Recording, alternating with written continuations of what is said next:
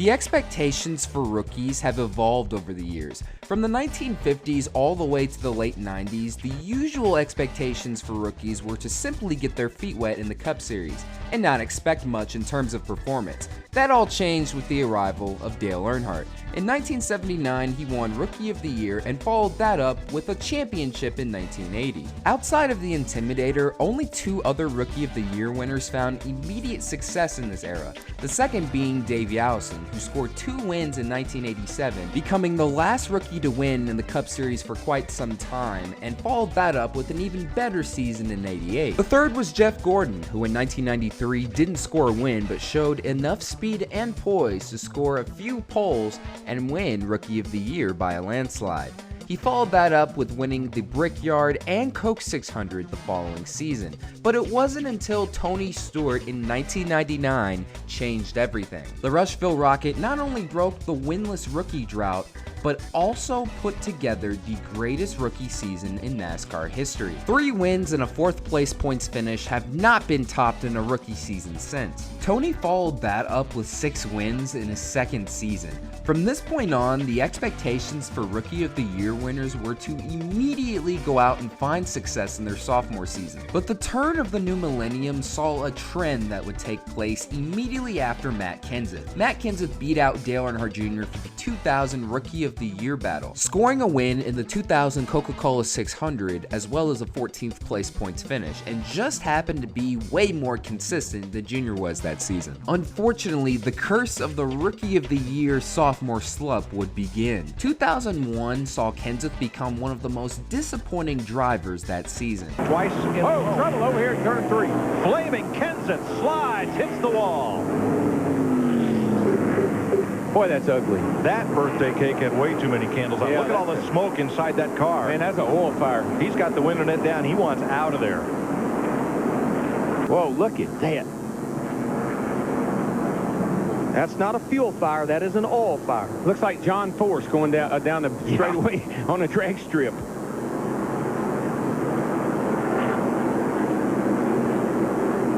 Boy. Matt Kenseth's got some damage. A lot of damage to Kenseth's car. Wow. One more shot.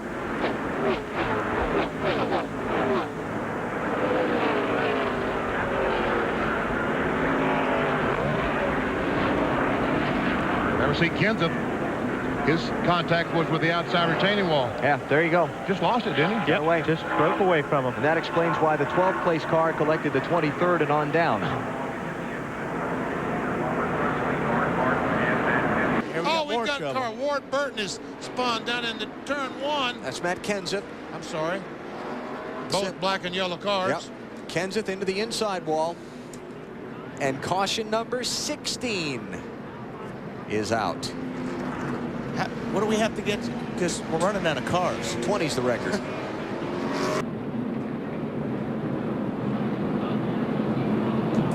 Off the corner. And he looked like he lost it a little bit getting off of 4. And he was kind of just losing it up the racetrack, and then made a little bit of contact. Oh! That was... How in the world? Matt Kenseth. He hit the outside wall coming through the tri-oval and rocketed back across through traffic. How did nobody hit him? I don't understand that. Oh, my goodness. Now, that really looks like Skinner's car. He came from the bottom of the racetrack at the start-finish line up to the outside wall halfway between the stripe and turn 1, then right back across through traffic. Yep, blown right front tire. There we see the tire come apart. Now, this is the amazing thing. Watch as he goes back across the racetrack. He has no steering, and these cars are going in the corner at 200 miles per hour, and somehow they miss him. 0 wins, 4 top 5s, 9 top 10s, and an average finish of 18.6, along with a 13th place points finish. It might have been seen as an improvement in terms of the point standings, but the relative expectations were for Matt Kenseth to take the next step and become a top 10 driver. Even though he didn't in 2001, that year's Rookie of the Year winner in fact did. Kevin Harvick was thrust into the spotlight after the passing of Dale Sr., as he was the immediate replacement soon after. Even though he missed the season-opening Daytona 500, he still completed 35 of the 36 races and scored a top 10 points finish along with 2 wins at Atlanta and Chicagoland. But compared to Kenseth's sophomore slump, Kevin Harvick straight up fell off a cliff in terms of not only performance, but just straight up driver conduct. His Daytona 500 debut saw him involved in the big one, and that pretty much set the tone for the rest of 2002. Kevin Harvick was on pit road about a lap ago. He's back in because he had a loose lug nut. The emotional winner of last year's Cracker Barrel Old Country Store 500 here in Atlanta. A thrilling finish. Well, Happy Harvick has not been terribly happy today. He won this race last year, but not too pleased with his race car. The problem is that number 29 car, which is the same car that won, is very loose and darty, and he's having a tough time in traffic. NASCAR called him in for a missing lug nut, and Harvick really let him have it. Did not want to have to come in, but that, on the other hand, is the rule. A lot of smoke up in turn 4, and a car darting onto pit road is Harvick. But there was a lot of smoke there as he went off into turn 3. Boy, and he's in the garage. Looked like a lot of fluid into that high groove getting in that corner, but everybody seems to be getting through okay. Stanley as we flatten Harvick's car. Whoops. Just got back in the throttle a little harder than Harvick did and got into the back of him. So Harvick, okay, having to walk over the pit wall and walking into Greg Biffle's pit. And this is Kevin Harvick going after Greg Biffle.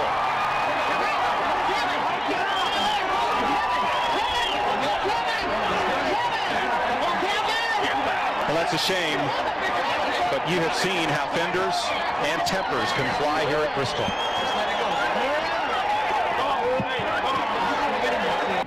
Let's see what happened here. Watch the 6, the 20. Look, little bit of contact there, a little bit of contact, and around Corey goes. Well, Jerry, Kevin Harvick's on his way to the garage. He's done for the day, not because he's tired of racing, but because NASCAR said you're not going to race anymore. And here's the reason. Not because he spun Coy Gibbs, but because he said on the radio before it happened, I'm going to go get him. So it was definitely intentional. NASCAR heard it on the radio, and they've said, Kevin, you're done for the day. NASCAR has parked Kevin Harvick after invoking temporary emergency action, meaning that Harvick is unable to race until a further decision is made by NASCAR. And unlike a suspension, Harvick cannot appeal a temporary emergency action move. So the driver of the number 29 Goodwrench car out of today's race.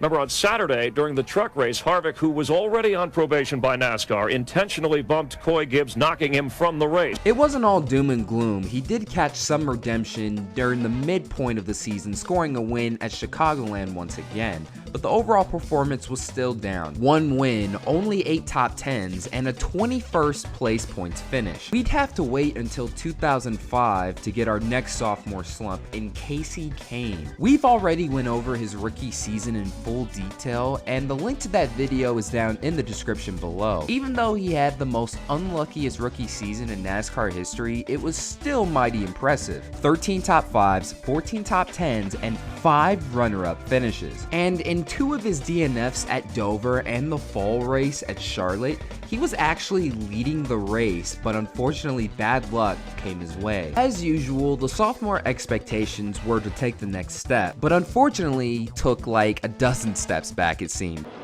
But I think this racetrack now, we're getting to the, we're well past the halfway point. I think it's trouble down into another transition. That's Kasey Kahne in the 9. Caution is out. Kahne has tagged the wall and hard. He may have got a little help, but it could have been a tire. What do you think, Steve? Runner up in this race by inches. Kasey Kahne. Let's see what happens. He's been slowing down, Mike. Got off the 2 over there while ago and just lost a bunch of speed. He's been getting slower and slower, and I think he may have been experiencing some sort of tire problem. I know it spun all by itself. We'd got the report that he was not very happy with the way that car was driving. He's been complaining about vibrations in that car all day long. Hey, DW, so far all Kasey Kahne has said is something broke. car definitely just came around with it. Yeah, I think there's smoke coming out of it before it ever comes around, and there's a pretty good trail of oil down to where he is. Whoa, yeah. Whoa. Oh. That's how he got into it. I knew he and Vickers had made contact. Vickers actually slowed him down just a little bit as he got him turned around. Yeah, I think that's, hadn't it been for that, he may have gone head on. Who we got? Kasey Kahne. Yep. There we see him up on the outside. It looks like he's got some contact from the back. The 42 gets in the back of him. Yeah, but you know what? The 9 got out of the gas there. Yeah. I don't know what happened if he came up on Bobby Labonte, whatever, but you could see Kasey got out of the gas, and Jamie McMurray was in the gas and caught him by surprise. Kyle Busch is going to slide up into him, and that's exactly what happened. That is a hard hit. There's Kyle Busch. And you saw where he had made contact with a 9 car to turn the 9 around. Watch this, under the caution. 9 is trying to repay it. 1 win, 8 top 10s, and a 23rd place points finish. So far statistically, that is the worst sophomore slump we've had, but trust me, we're just getting started. Once again, we'd have to wait a few more years before we witness the next sophomore slump, and that would be worldwide renowned driver in Juan Pablo Montoya. He came into the Cup Series in 2007, winning Rookie of the Year, scoring a win at Infineon Raceway. He followed that up with some impressive runs from time to time on the ovals, and even ruffled a few feathers along the way. 20th in the points isn't all that bad when you consider this was his first full season in stock cars ever. The problem was he wasn't going to get that much rope for his second season, and ultimately it was a total disaster. this is on the front stretch. Juan trying to get to the fire truck. Stop. Oh, he got out of there in a hurry. Good for him. Yeah. Rescue guys are hurrying over. You guys could go ahead and put that fire out any time. Yeah, don't worry about it. Yeah. Excuse me, Mr. Montoya, can I have your autograph? I mean, get over here and put the thing out, It's people. just unbelievable. Come on, this is incredible. They got them in their hands, and they're standing there. We got it now. That's sad. That is very sad. That's incredible right there. In motorcycle terminology, he's tank slapping right here. And then bang. That's a big hit right there.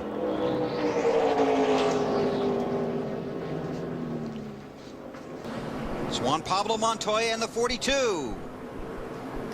He was just, I think Biffle was trying to use all the racetrack because he needed it, but Montoya was already there. Yeah, Montoya had a good run coming up out of the corner, and just like we saw coming out of 2 earlier with the 12 car, these guys need the entire racetrack.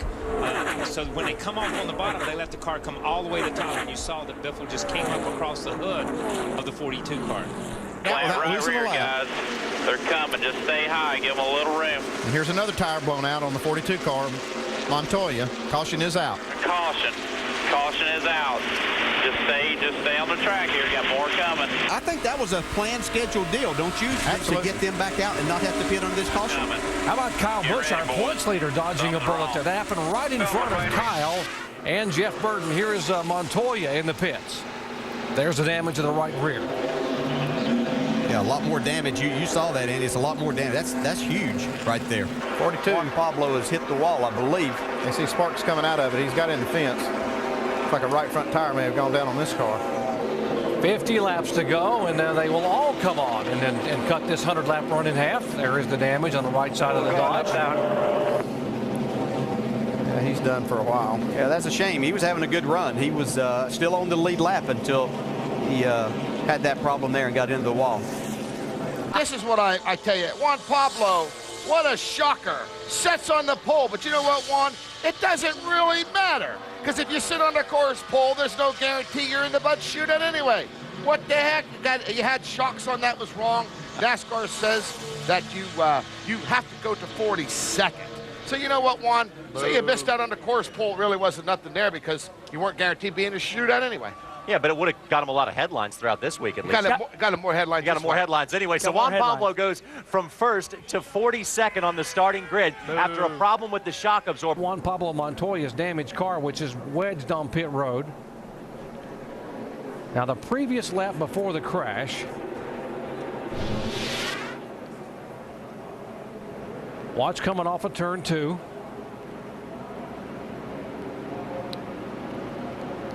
Looks like the 42 and 38 get together just a little bit off of turn 2. And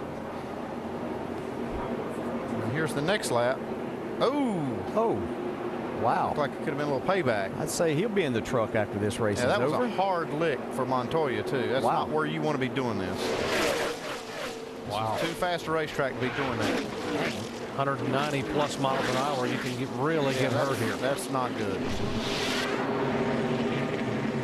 2 weeks in a row, Juan Pablo Montoya has had a great race car running in the top 10 or at least the top 12 and has it damaged. 0 wins, 2 top 5s, only 3 top 10s, and an average finish of 23.9 with a 25th place points finish. Fast forward 6 years, and our next victim would be Roush Racing's new prodigy in Ricky Stenhouse Jr. His rookie season isn't much to speak of statistically. 1 top 5, 3 top 10s, a pole at Atlanta, and a 19th place points finish. The benchmark set wasn't going to be that hard to surpass his sophomore season, or so we thought. It was around this time where Roush Racing began hitting the skids. That, combined with Stenhouse not being the greatest driver sometimes, made for an epic sophomore slump. Here comes Stenhouse trying to pass the Brad and Kurt show, and wow. Stenhouse just got in there a little too hot, got a lot of brake in it, and the car took off. And I'm telling you, these guys are out of tires. Wheel hop. You hear it? Inside. That's why I say you got on the brakes real hard to not hit the 41 like wheel hop. One back. Caution out with 104 laps to go. The right front aflame on Ricky Stenhouse's car. Well, you can see a little flame already. You see up under the cowl there, right below the windshield, you see fire already building under the hood. Now here's Stenhouse up and into the wall. Obviously, he's past the pit road entrance. Once he regains control, he's got to come around for at least one more lap. But to stay out there longer results in this. Yeah. Yeah, I watched him when he drove off into turn 3. It just went dead straight. You could tell the right front tire had went down on him. This was the longest green flag run of the night, 57 laps. Rickett behind you here, Rickett. And now we have a crash. Ricky Stenhouse Jr. involved. Tony Stewart around. And that's Dale Earnhardt Jr. through the infield grass. Carl Edwards has some damage. Kenseth just about had it missed, and looks like he ran into the 88. You see Stenhouse up next to the wall, sideways, comes down across, taps Stewart. Oh. Yeah, no, Jeff was trying to avoid this 17 car and got into Tony Stewart. Yeah, got in the right rear Tony. Yeah. Boy, and that's just one of those decisions you got to make a split-second decision, and you're either a hero or zero on that one. Yeah. You just think you think they're going to be wrecking in front of you, and you have to react. Yeah, and it's just that anticipation. All right, Mike, thanks. As you saw, Ricky Stenhouse spun off of turn number 4, running in 17th place.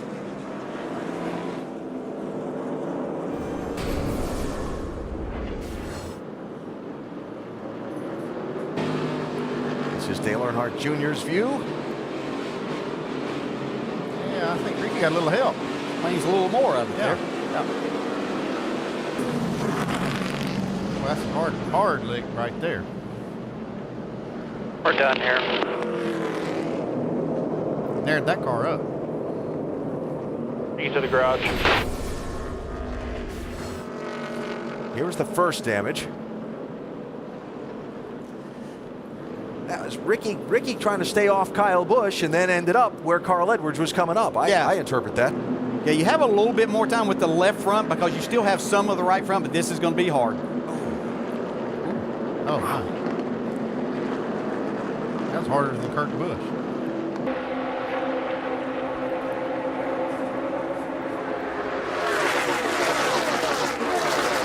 You get out here and you're trying to run a fast time, and then you go out and side draft, which does nothing but slow you and the car beside you down. Not exactly getting it. Watch Joey Logano's time.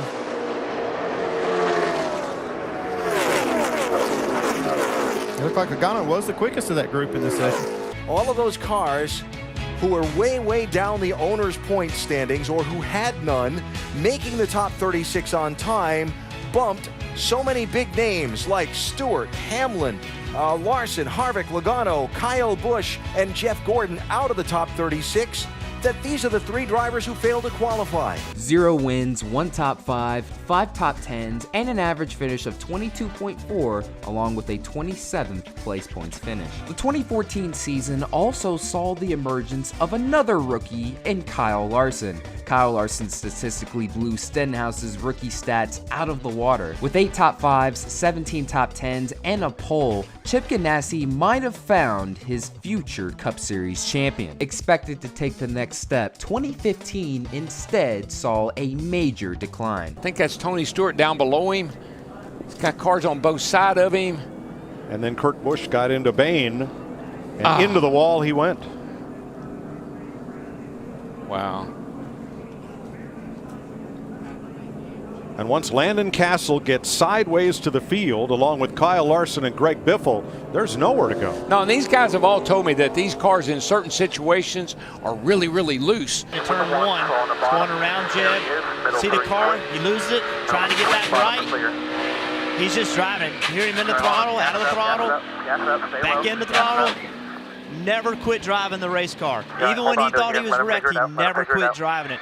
That's a sign of somebody that does not want to quit. There's Kyle Larson. Damage to the front end. Once again, coming out of turn number 4. I was able to save it. I got a little bit of damage there and lost a lap. And then this is that first wreck. That was the last one. Yeah, and then the 43 comes across. I think I just got on the brakes and it got me sideways, and it was long for the ride from there. But hate it because this is probably the best I ran, throughout a whole race, or well, most of the race here at Daytona. Seeing some damage to the back of Kyle Larson. Some heavy smoke coming out of the 42. Got a pretty bad cinder or something. Yeah, 10-4 left rear. How hard do you race your teammate with 50 laps to go? Very.